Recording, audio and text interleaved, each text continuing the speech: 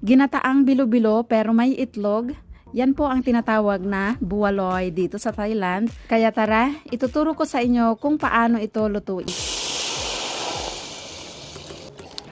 At lalagay na po natin ang mga 400 gram na asukal. Maglalagay din po tayo ng isang kutsarang asin. So kumukulo na po yung ating gata at ito na yung ating bilog-bilog. Naluto ko na rin. Isasama na po natin sa ating gata. Maglalagay na tayo ng itlog. Lalagay muna natin sa isang maliit na lagayan. Mahina na lang po yung apoy ngayon. Dahan-dahan po nating ilagay yung mga itlog at takpan. Ganyan po natin yung mga itlog. Ayan. Ganyan po siya kaumami. Ayan.